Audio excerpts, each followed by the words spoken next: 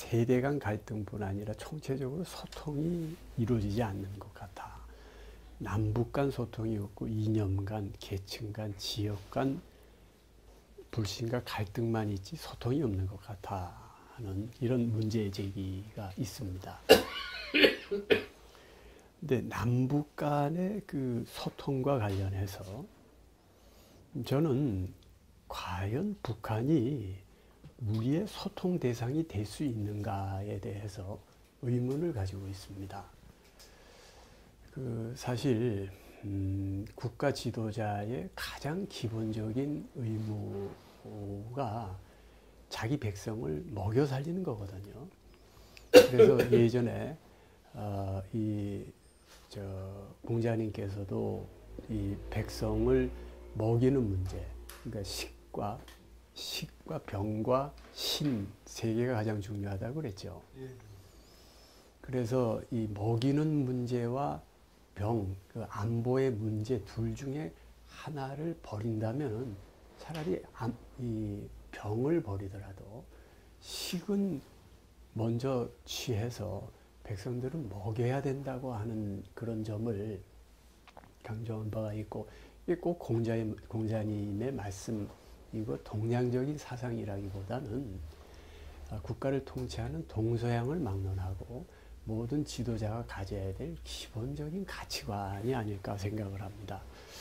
근데 지금 현재 북한은 그렇게 그러한 가치관을 가지고 있는 그런 정권이 아닌 것 같습니다. 그럴 때 지금 현재 소통이 이루어지지 않는다고 해서 현재 이 현 정권, 이 이명박 정권에게 소통의 의지가 없다, 또는 소통의 게으르다 하는 걸로 나무라는 것은 그건 부당한 것 같습니다. 그건 상대방 대상에 지금 문제가 있는 것인데 억지로 소통하라고 사회가 강요를 할 때에 오히려 우리나라가 그와 같은 정권을 다루어서 결국은 현실을 해결해 나가야 되는데, 그러한 이 현실적인 협상력과 우리의 외교력 상당 부분을 묶어놓게 되는 결과가 되는 것이 아닌가, 저는 그런 생각을 합니다. 그리고 그 이념 간의 그 대립에 있어서는 그 이념 간 대립이 자본주의냐 사회주의냐, 요즘 이 자본주의 4.0 얘기도 많이 나옵니다만은, 그게 이제 저는 그런 것들이 이데올로기에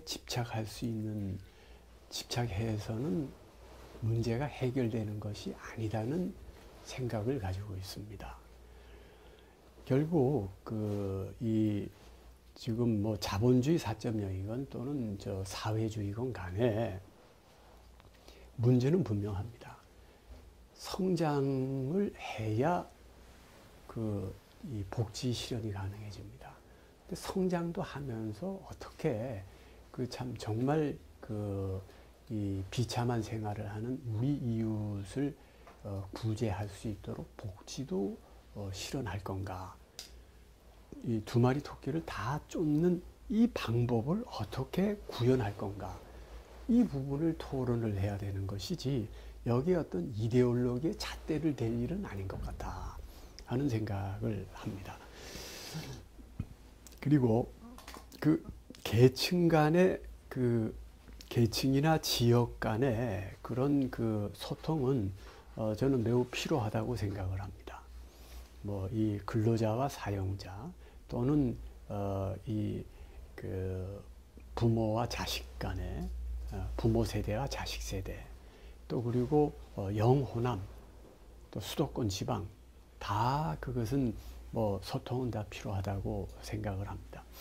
근데 이제 이러한 이 소통을 통해서 불필요한 오해를 방지할 수 있고, 그래서 불필요한 낭비를 줄일 수 있다고는 생각을 합니다만은,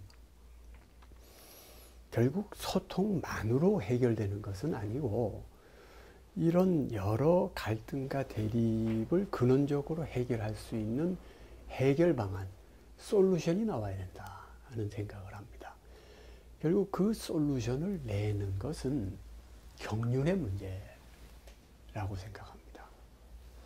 결국 얼마만큼 깊이 있는 경륜을 가지고 있느냐에 의해서 결국은 이런 갈등과 대립은 일거에 해결될 수도 있고 불충분하게 해결되면서 계속 가져갈 수도 있고 뭐 이런 여러 가지 태양으로 나타날 수 있지 않을까. 여기에서 저는 우리 선조들의 그 위대한 이념에 대해서 다시 한번 생각해 됩니다. 홍익인간의 이념입니다.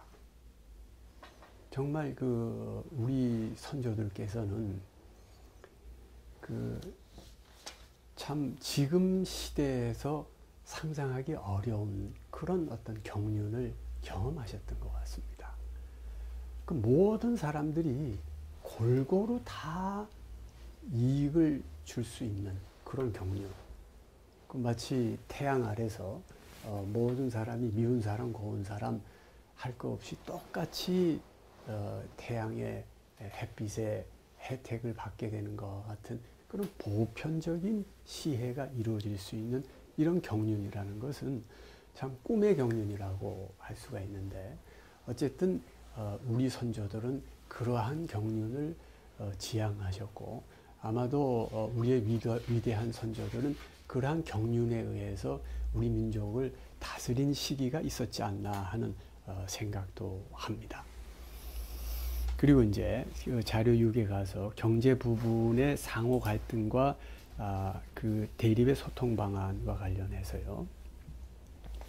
우선 요즘 반값 등록금 문제가 나오는데, 이것은 오도된 정치적 이슈에 불과합니다. 반값 등록금은 지금 이제 여기 교수님들 계시니까 알겠습니다만은, 등록금을 갑자기 반값으로 해서 대학이 불러갈 수가 없게 돼 있습니다. 결국 이제 반값 등록금 문제는 그 반값 재원을 국가가 지원을 해줘야 가능하게 됩니다. 근데 그럼 그 많은 돈을 지원할 수 있는 재원이 있느냐? 없단 말이죠. 그러니까 반값 등록금이라는 거는 사실은 가능한 얘기가 아닙니다. 근데 이제 요즘은 사립대보다도 국립대 등록금을 반값으로 한다는 얘기를 하는데, 지금 현재 국립대 등록금이 사립대의 반입니다. 국립대 등록금을 반값으로 하면은 사립대 등록금의 4분의 1이 됩니다. 그러면 지금 현재도 국립대와 사립대 그런 등록금 차이가 있는 거에 대해서 그건 사실 문제가 있는데, 만약에 다시 반의 반이 될 때에 아마도 저는 위헌 문제가 거론되지 않을까, 저는 그렇게 예상을 합니다. 동일한 국민이 국립대를 가고 사립대를 가고에 따라서 대단히 큰 지금 차별을 받지 않습니까? 지금 현재도 대단히 큰 차별, 현재도 위헌적 소지가 있는데 더 차이가 커지는 것이죠. 결국은 이제 국민들은 모두 자기 세금으로 국립대 다니는 학생 학부형의 부담은 줄어주고 자기는 부담을 더하는 이런 형태가 되는 것이죠. 그래서 이 반값 등록금 문제는 상당히 좀 오도되고 있다 하는 이런 얘기를 생각을 하고 있습니다. 그 일자리 창출 문제와 그리고 보편적 복지, 선택적 복지의 이 실현에 관한 문제에 있어서 저는 우선 보편적 복지라는 것은 이것도 대단히 오도된 이 정치적인 그런 프로파간다와 같은 이런 성격이 있는 것이 아닌가, 저는 그런 생각을 합니다. 모든 사람에게 다 공짜로 주겠다 하는 얘기인데, 그렇게 되려면은 국가가 돈이 많아야 됩니다. 국가가 돈이 많아야 모든 사람에게 똑같이 무상으로 다 혜택을 나눠줄 수 있지 않습니까? 근데 그 돈이 어디서 생깁니까? 국민 세금 받아서 세금을 받아야 그 돈이 생긴단 말이죠. 그럼 국민 세금을 받아서 똑같이 다 나눠준다 하면은 그러면 아예 그 혜택을 주지 않고 세금 덜 걷는 것이 오히려 훨씬 이 효율적인 경우가 많습니다. 세금을 걷기 위해서는 거기에 따른 그 비용이라든지 또 그리고 저 행정력에 대한 여러 문제가 있지 않습니까? 물론 이제 세율의 차이에 의해서 우리 사회에서는 재벌들에 대해서는 왕창 더 많이 받고 이 샐러리맨에 대해서는 좀 적게 받자 하지만 그것도 법에 의해서 돼야 되고 그렇게 많이 재벌에 대해서 세금을 대폭 올리면은 그 재벌이 우리나라에만 투자한다는 법이 없지 않습니까? 지금만 해도 지금 이 해외에 좀 공장을 얼마나 많이 각 중요한 기업들이 세우고 있는데 해외 공장을 세우는 만큼 일자리는 해외에 생기고 우리나라 일자리는 줄어드는 거거든요. 그러니까 지금 재벌에 대해서 또는 소위 가진 자에 대해서 핍박을 하는 것이 그렇게 해서 뺏어내서 못 사는 사람들한테 나누어 준다고 하는 이런 발상을 하지만 그것은 그건 허구에 불과하다고 생각을 합니다. 그리고 재벌이 그렇게 되기 전에 이미 다 해외에 다 분산을 투자를 시켜놓고 해외 일자리 다 만들고 지금 중요한 기업들이 그 해외 공장이 얼마나 많습니까? 그러니까 오히려 그런 재벌들을 잘 달래가지고 국내에 보담하는 공장을 짓게 하고 해외가 아니라 국내에서 투자를 하도록 유도를 하는 게 오히려 정말 일자리를 더 만들어서 어려운 사람을 줄이는 길이 될 수도 있다는 측면은 깊이 이해가 돼야 될 것 같습니다. 다만 선택적 복지는 우리가 지금 우리 사회에 분명히 그와 같이 어려운 분들 그리고 또 본인 스스로 제대로 일할 수 있는 그런 능력이 없는 분들이 있기 때문에 그런 분들과도 더불어 사는 사회가 돼야 된다는 우리의 이상은 정당한 것이고 그를 위한 이 선택적 복지는 이루어져야 된다고 생각을 하고 있습니다. 그 대기업의 이익과 중소기업의 이익을 보호하는 이 부분도 사실 종전에 대기업의 어떤 경제적인 권력에 의해서 사실은 중소기업이 대단히 핍박을 받고 거의 불합리하게 기업을 뺏기는 그런 사태까지도 있었던 것이 현실이었습니다. 근데 이제 요즘 와서 재벌그룹 기업들을 중심으로 동방성장에 관한 이런 얘기들이 나오는 것은 매우 다행스럽고 이러한 성숙된 기업 문화가 점점 정착이 될 수 있게 되는 것은 사실 매우 중요한 일이라고 저는 생각을 합니다. 그리고 비정규직과 정규직의 이 갈등에 관한 문제, 이 부분은 기본적으로 우리나라에 비정규직이 많이 지금 양산이 됐기 때문에 생기는 문제인데 이 문제의 근본적인 원인은 사실은 노동관계법이 상당히 경직되어 있는 점에 있습니다. 그러니까 노동관계법이 어떻게 보면은 저도 법률을 전공했습니다만은 사실 매우 근로자에게 유리하게 돼 있고 다시 노동 관행은 그보다도 더 지금 이 근로자에게 유리하고 거기에 어떤 노동조합은 사실 일부 전문적인 단체에 의해서 지원을 받는 반면에 사용자 측은 사실 아마추어들인 경우가 많습니다.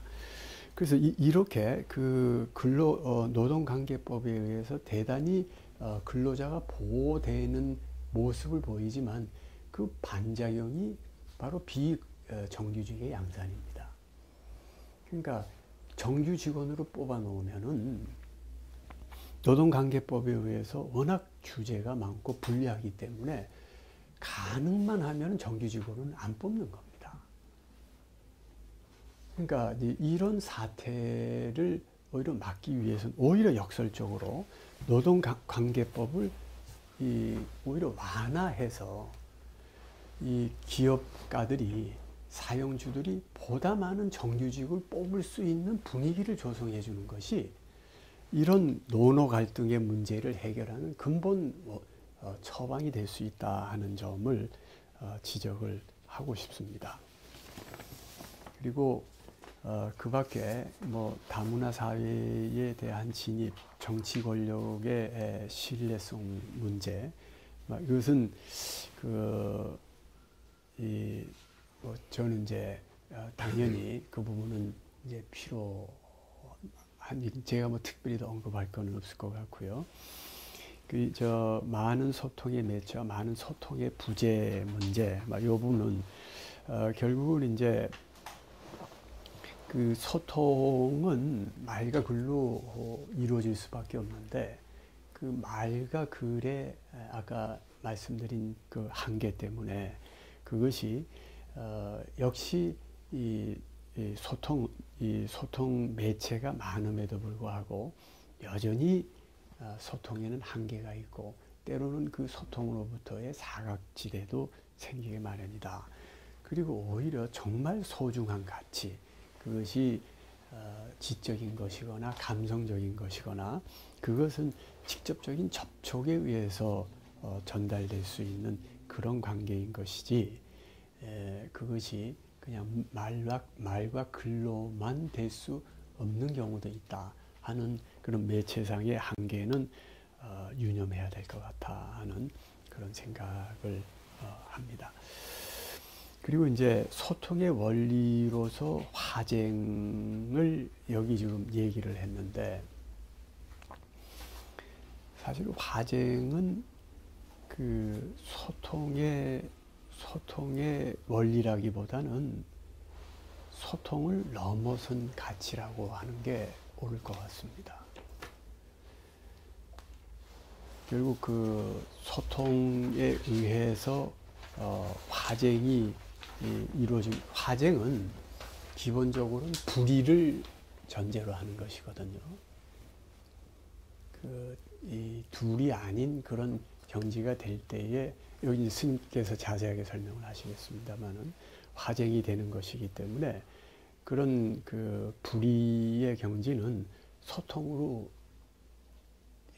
해결될 수 있는 것은 아니고 오히려 사제 간에 아까 말씀드린 바와 같은 직접적인 소통에 의해서 가능한 것이 아닌가 그렇게 생각을 해보았습니다. 그럼 이렇게 말씀을 제가 먼저 좀 드리고 스님께서 제가 중간에 적당한 한 10분 정도 더 있다가 가도 될 것 같습니다. 그럼 저는 천천히 말씀을 하시죠. 하시고 총장님 이제 마무리까지 지으시고 가시면 됩니다. 예. 바쁘신데 죄송합니다. 아닙니다. 가만있어. 어떻습니까, 기자님? 좋은 말씀 많이 들었습니다. 조금 우리가 제가 이제 아까 좀 스님께서 마무리 말씀하셨는데 어떻게 그 부분에 관해서 뭐 특별히 좀 더 할 말씀은 없을까요? 이제 계속 몇 차례 더 하실 건데 계획이 있으시죠? 네, 그게 지금 이제 총장님께서 소통을 주의를 하셨는데 또 이제 다른 그 종교 지도자, 천주교나 기독교 똑같은 소통을 주의를 해야 될 것인지 그렇지 않으면 예를 들어서 종교의 어떤 사회적 참여라든가 사회 역할이라든가 이런 걸로 좀 주제를 바꿔서 하는 게 나을지 좀 더 일반적인 문제가 있으면은 또 지금 처음에 계획은 소통으로서 각각의 그 의견을 나누고 왔으면 하는 생각이었는데 어떻겠습니까? 이 소통에 대한 문제는 대강 여기서 말을 다 하시지 않았나 싶은 그런 생각이 들거든요. 기본적인 말씀을 그랬을 때 소통도 아주 보편적인 그런 주제이지만 좀 더 다른 또 보편적인 주제가 있으면은 그걸로 바꿔서 하는 게 어떤가 하는 제 생각은 그렇습니다만 어떻습니까? 그런 게 소통으로 얘기하면 이게 또 시간이 안 나오지 않을까? 중복되는 부분도 있는데 그렇습니다. 한두 부분만 말씀해 주시고 다른 부분 좀 일반적인 얘기를 하시면 좋을 듯 싶습니다. 근데 소통에 나왔던 주제 중에 한두 군데 더 뭐 언급하시는 건 좋은데 전체적으로 같은 주제를 가기는 좀 어렵지 않을까? 다음 다음 그렇죠. 그러니까 그것을 제가 오늘 생각해보니까 소통이 아닌 또 다른 우리의 어떤 생활 그런 기술가 있으면 그걸 한번 생각해봤으면 싶습니다. 어떻습니까, 총장님 교수님? 예, 지금 저는 뭐 그걸 현재 그 사실 이제 원택 스님하고 이렇게 대담하면 저는 굉장히 편하거든요. 그런데 다른 이제 종교 지도자님들인 경우에는 제가 이해 못하는 부분이 많고 그분이 또 저를 이해 못하는 부분이 좀 있을 수 있을 것 같아서 좀 조심스럽습니다. 그래서 지금 아까 말씀드린 그 기본적인 준비가 좀 더 필요하겠다 하는 생각을 좀 더 했고 그 밖에 주제에 관해서는 뭐 제가 특별히 생각해 본 바는 없습니다. 그러니까 뭐 종교 같은 종교 그러니까 깊숙이 종교가 안 들어가고도 우리 사회적인 문제에 대해서 조금 더 아주 보편적인 문제로 접근을 하면은 총장님께서도 같이 이렇게 대화가 될 수 있을 것 같습니다. 예. 그런 주제로 한번 좀 그 한번 보고 이제 사실 여기 말이죠. 그 대립과 갈등 해소를 위한 소통 이게 일반적이지만 또 한편 말이 이게 사실은 굉장히 아주 깊이까지도 타치가 될 수 있고 그렇지. 아주 그냥 뭐 그냥 보통의 이제 이 지식인들이 그 생각하는 어떤 문제 의식으로 다 공감될 수 있는 이런 주제인데 이제 모르겠습니다. 이 이제 아까 그 대립 갈등을 해소한다 할 때 결국 이제 아까 제가 자료 2에서 교육의 바람직한 방향에서 얘기한 것은 결국은 원흉이라는 이념으로 얘기를 한 거거든요. 그러니까 이게 불교에서 나온 것이지만 그러나 이제 이것은 그건 사실은 본질적으로 철학적이기 때문에 대학이 그것을 차용해서 그 이념으로 삼기에 조금 더 손색이 없는 것이고 그리고 그것이 사회에 소개되는 것도 모르겠습니다. 이 신문사 입장에서는 어떤지 모르겠습니다. 이 종교적으로 좀 중립적인 입장을 취해야 되기 때문에 괜찮을 것 같은 생각은 듭니다만은 이런 부분은 상당히 본질적이고 이제 그 부분에 관해서 할 얘기는 사실 굉장히 많을 수가 있습니다. 예, 맞습니다. 뭐 사실 제일 큰 문제고 이게 뭐 제일 어려운 문제이기 때문에 그러면 그렇게 뭐 가도 좋을 것 같으면은 다른 아니 혹시 다른 어떤 가능성을 한번 같이 한번 이 생각을 해봐 주시고요. 그래서 이게 더 좋겠다 그렇게 할 수도 있을 것 같습니다. 소통도 사실 할 또 그쪽은 또 다른 색깔로 말씀해 주실 글쎄요. 이런 각각의 문제에 대해서. 근데 실제로 지금 기독교 천주교는 잘 모르겠어요. 이제 천주교와 불교 간의 소통은 잘 비교적 이루어지는 거라고 보는데 기독교와 다른 종교 간의 소통은 참 이루어지지 않는 것 같아. 그러니까 이게 아까 말한 뭐 원흉 이걸 떠나서 서로 간 이해하는 것도 어렵고 거기는 그 입장을 또 아까 말씀드린 바와 같이 이해할 수 있는 것이 이 교단에 그 아주 상당한 그 도구마가 있어서 그 반하면은 그대로 출교되는 이건 상당히 아주 살벌한 이런 부분이 있는 모양입니다. 그래서 그 부분은 참여하시는 분의 그런 입장을 또 이해하고 보호해드려야 되는 입장인데 우리가 난처하게 만들 수는 또 없다 하는 점 때문에 그런 문제를 좀 피해가면서 예. 우리가 문제는 일반적인 것으로 이 소통 예. 난제를 네. 불통의 난제를 어떻게 글쎄요 말이에요. 그걸 뭐 주제로 처음에는 그렇게 우리가 네. 생각했습니다. 뭐 그렇게 가서 예. 한번 그렇게 가서 합시다. 예. 근본적인 문제를 접근하지 않더라도 어떤 아까 김영수께서 말씀하신 뭐 제2 부분 뭐 이런 부분하고도 또 굉장히 유사한 게 많지 않습니까? 뭐 저쪽에 중동지방 또 도시와 비슷한 지방 그 있고 하다 보니까 문화적 공통성이나 소통을 바탕으로 해서 어떤 도구만까지 접근하지 않더라도 서로 유사성과 공통성을 찾아나가면서 얘기할 수 있는 부분이 다만 총장님께서 그렇게 이끌어 가실 수 있다면 그걸로 그러니까 이제 다른 분하고 다 같이 중국에 간다는 그런 생각이었는데 예. 그걸 뭐 그렇게 나갔다 하죠. 네. 뭐 이거는 예. 불교하고의 관계를 이렇게 했고 다음에 천주교나 그 좀 제가 그 지금 교육 현장에 특히 그 초중고등학교 현장에 지금 제기되고 있는 그 중화 불신에 대한 확산 교육의 문제 이 부분을 좀 언급을 했는데 글쎄 그거 지금 어떻게 받아들일지 모르겠네. 저는 그건 말이죠 대단히 좀 중요하다고 부정적인 걸 가르치면 안 돼요. 자라는 세대에게는 밝고 긍정적이고 아무튼 행복하고 이런 거를 가르쳐야지 그 플러스를 가르치지 마이너스를 가르치는 건 아니라는 거거든.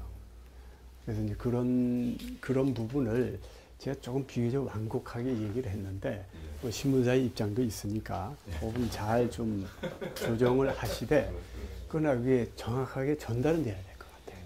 사회에 그 적어도 거기 교육 현장에 있는 분들이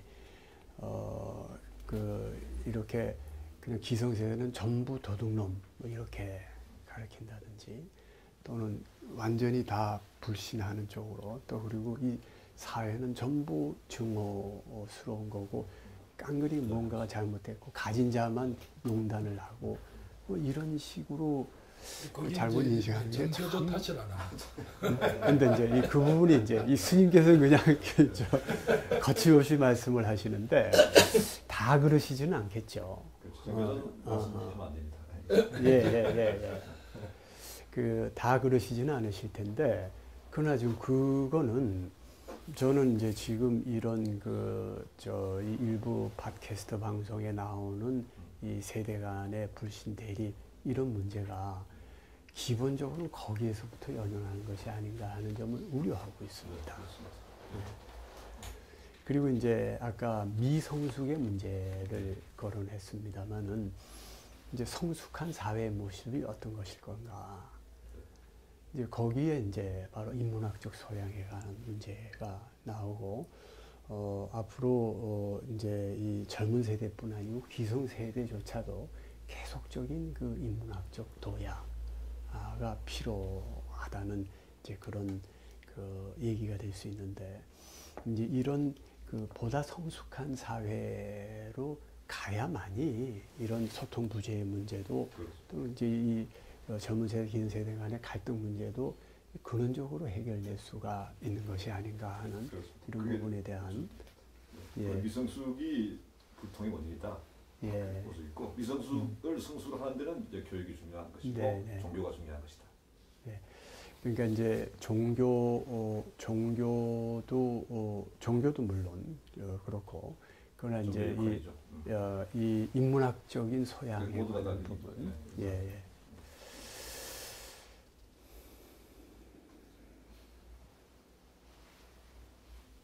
그래서 남북 문제에 관한 것도 제가 조금 뭐 과격했는지 모르겠습니다. 네, 그거 좀 완화하면 좋겠습니다. 예. 하나도 크게 안 하셨어요. 조금 완화. 글쎄요, 그러니까 이제 뭐 그거는 일단 이제 뭐 저는 그렇습니다. 이게 이제 기본 어느 정권이나 최소한의 책임감, 자기 백성에 대한 책임을 지는 게 있어야 되는데 지금 현재 과연 그런가? 그렇지 않을 때 가치관이 다르면 참 이게 이해하기가 어려운 건데 근데 지금 우리 쪽만 지금 뭐라 그런단 말이에요. 그러면 점점 우리가 어렵게 되죠.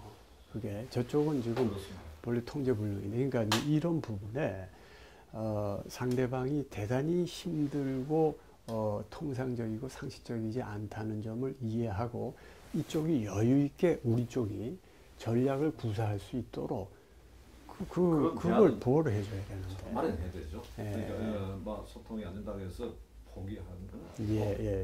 어떻게 해든 소통할 수 있는 그런 안을 아주 모색해야 된다. 예. 열심히 노력해야 된다. 그렇죠.